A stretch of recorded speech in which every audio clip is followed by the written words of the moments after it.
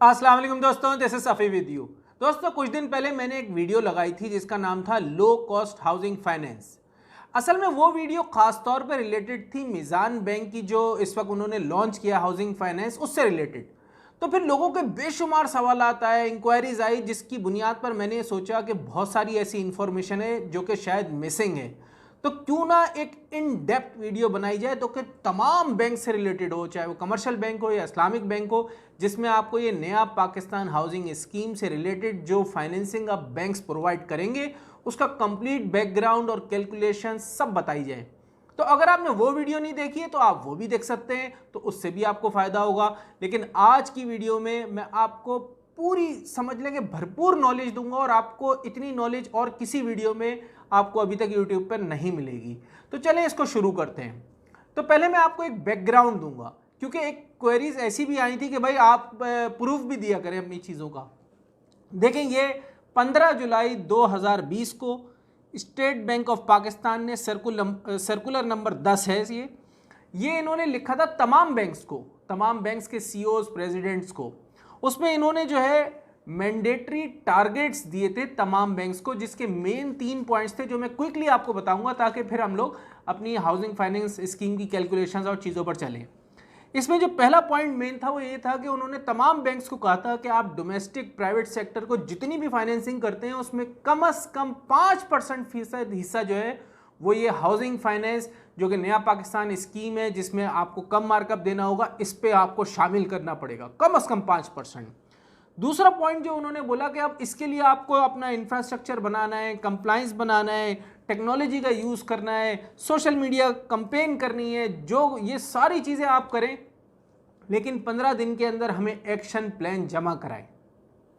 तीसरा पॉइंट जो इसमें मेन था, उन्होंने कहा कि अगर आप ऐसा नहीं करते तो आपको जो है उसके लिए पेनलाइज किया जाएगा, यानी उसके खिलाफ कोई पनिशमेंट, या पनिशमेंट तो नहीं कहते, प्यूनिटिव का वर्ड यूज़ किया जाता है, वो बैंक्स को जो है स्टेट बैंक लगाएगा। तो ये वो बैकग्राउंड था जिसकी वजह से तमाम बैंक्स के ऊपर प्रेशर आया कि वो ये इजी लोन जो है हाउसिंग फाइनेंस के लिए लोगों को दें।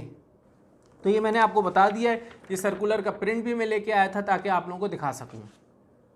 अब हम बात करेंगे कि मेन ये जो हाउसिंग स्कीम है तमाम बैंक से, ये कैसे होगी, उसकी क्या कैलकुलेशन होगी।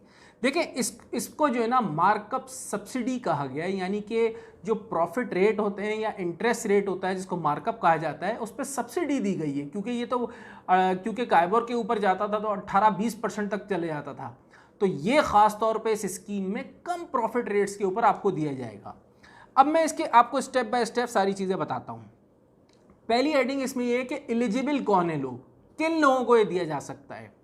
देखिए, उसमें तमाम मर्द और औरतें जिनके पास शनाख्ती कार्ड मौजूद है, उन सबको जो है ये लोन दिया जा सकता है। वो लोग जो कि फर्स्ट टाइम ओनर होंगे किसी भी बैंक के, ठीक है, ऐसा नहीं है कि आपके पास पहले से जो है और घर हैं और आप फिर ये लोन लेने जा रहे हैं, ये फर्स्ट टाइम ओनर के लिए है। तीसरी बात, हर वो बंदा जो कि इस स्कीम से एक ही दफ़ा ले सकता है। ये याद रखिएगा कि ऐसा नहीं है कि आपने एक दफ़ा अप्लाई किया, लिया, फिर दूसरी दफ़ा दूसरे बैंक गए वहाँ से भी ले लिया।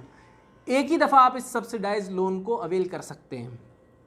चौथा जो पॉइंट है, ये आप कंस्ट्रक्शन के लिए भी ले सकते हैं, यानी कि आपके पास प्लॉट है, उस पर आप कंस्ट्रक्शन कराना चाहते हैं, और या फिर आप कोई नया घर परचेज़ करना चाह रहे हैं तो उसके लिए भी लिया जा सकता है। अच्छा, अब ये इसके जो बाकी पॉइंट्स हैं वो मैं आपको ना एक साथ रिलेट करके बताऊंगा, और यहाँ साइड में कैलकुलेशंस भी दिखाऊंगा उसकी। देखें, अब साइज़ क्या होना चाहिए हाउस का, ये टियर 1 की बात करते हैं। टियर 1 में ये है कि अगर आपका घर 125 स्क्वायर यार्ड तक है या फिर 5 मरला उस तक है और उसका कवर्ड एरिया 850 स्क्वायर फीट है। यहाँ मेरे पास सवालात आए थे कि सर मेरा तो 3 मरला है, 2 मरला है, तो क्या मुझे नहीं मिलेगा। देखिए, यहाँ वर्ड इस्तेमाल किया गया है अप टू 5 मरला या फिर अप टू 125 स्क्वायर यार्ड, यानी कि 1 से लेकर 5 तक वो कोई भी रेंज हो सकती है। तो ये जो टियर 1 है, जो मैंने आपको एरिया बताया, इसके लिए जो मैक्सिमम प्राइस उस जगह की होगी या कंस्ट्रक्शन के लिए होगी वो 35 लाख रुपए तक होनी चाहिए, इससे ज़्यादा नहीं होनी चाहिए। अच्छा, अब उसके लिए जो लोन बैंक देगा आपको वो मैक्सिमम 27 लाख रुपए तक दे सकता है।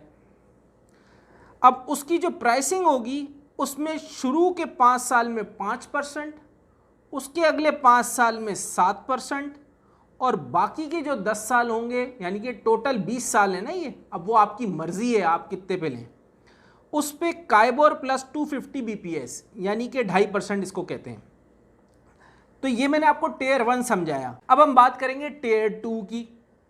टियर 2 में वो कह रहा है कि आपका जो अपार्टमेंट या हाउसिंग यूनिट है वो 125 स्क्वायर यार्ड, 5 मरला, कवर्ड एरिया बिल्कुल सेम वही है, लेकिन पहले और इसमें फ़र्क ये है कि पहला टियर बनाया गया उन लोगों का जिसका नया हाउसिंग पाकिस्तान स्कीम में नाम आया है, और ये उस टियर 2 जो है ये वो लोग हैं जिनका उस स्कीम में नाम नहीं आया है, बल्कि वो अलग से लेना चाहते हैं इस स्कीम के बाहर।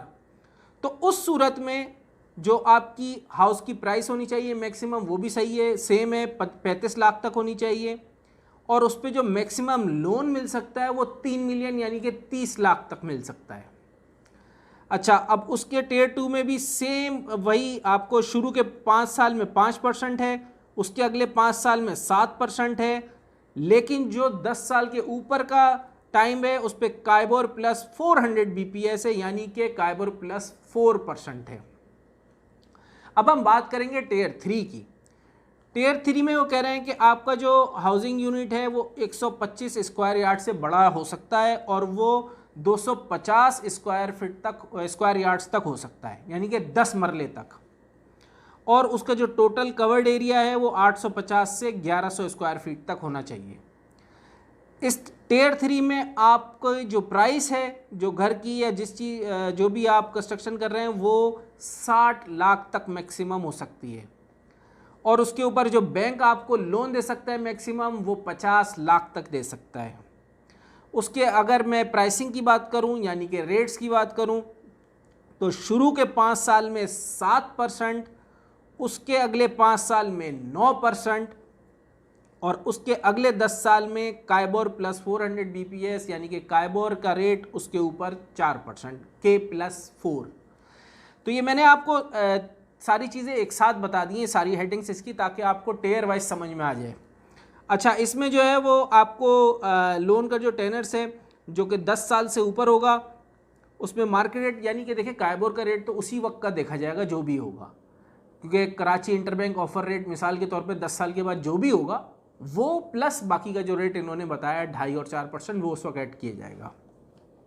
अच्छा, अब इसमें जो है कुछ चीज़ें और मैं ऐड कर दूँ। देखें, ये आपके पास जो टेनर हैं वो 10 साल है, 15 साल है और 20 साल है। ये आपकी चॉइस है, आप कितने पे लें, 10 साल पे लें या 15 साल पे लें या 20 साल पे लें, ये आपके ऊपर है।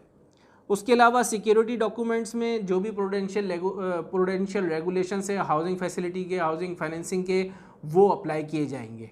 ठीक है, स्टेट बैंक की वेबसाइट पर आप वो रेगुलेशंस पढ़ सकते हैं।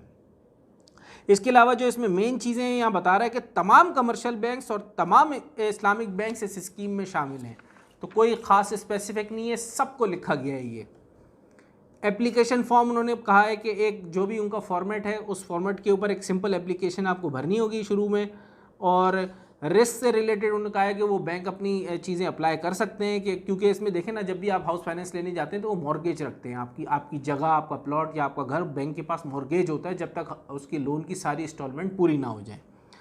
तो अच्छा, उसके अलावा जो मैं ये एक चीज़ आपको और बता दूं कि ये हाउस बिल्डिंग फाइनेंस जो है वहाँ से भी ये लोन मिलेगा, सिर्फ इस्लामिक बैंक्स और कमर्शियल बैंक से नहीं, हाउस बिल्डिंग फाइनेंस से भी मिलेगा।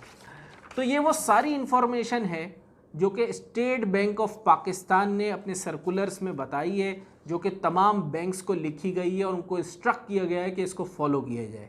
तो अब आप जो है वो इसके ऊपर कोई भी आपका सवाल बनता है या जो भी आपको क्वेरी है वो आप कमेंट्स में लिखें, और मैं हमेशा की तरह तमाम सवालात के आपको जवाब दूंगा। आपका दोस्त सफ़ी। अस्सलाम वालेकुम।